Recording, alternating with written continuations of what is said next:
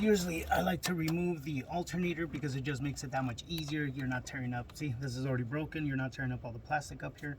But for now, also, as you can see, I forgot the electronics here. Thank God I didn't tear them off.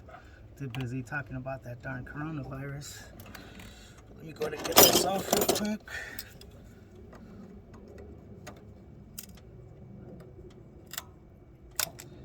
There it goes. All right. So that's off.